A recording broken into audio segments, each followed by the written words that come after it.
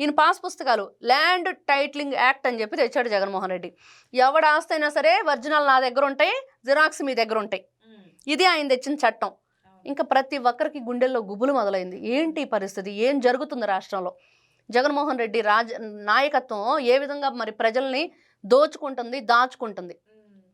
చూస్తే మరి ఆయన పాస్ పుస్తకాల మీద ఆయన ఫోటో, డెత్ సర్టిఫికేట్ మీద ఆయన ఫోటో, బర్త్ సర్టిఫికేట్ మీద, కోడి గుడ్ల మీద, చివరికి క్రికెట్ గార్డుల మీద కూడా ఇంకా చెప్పాలంటే నీచంగా ఎట్లా ఫోటోలు వేయించుకోవడానికి, రంగులు వేయించుకోవడానికి, తీయించుకోవడానికి వందల వేల కోట్ల రూపాయలు ఖర్చు పెట్టి ఈరోజు నువ్వేం మెసేజ్ ఇస్తున్నావు?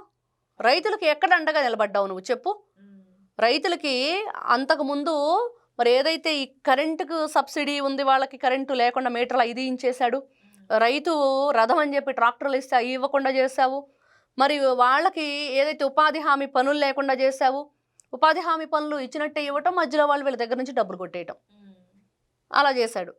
ఇంకా ఈయన సాక్షి ఛానల్లో పేపర్ని అడ్డం పెట్టుకుని ఎన్ని రకాలుగా అబద్ధాలు, ఆరోపణలు ఎన్ని రకాలుగా చేశాడో మనం చూసాం.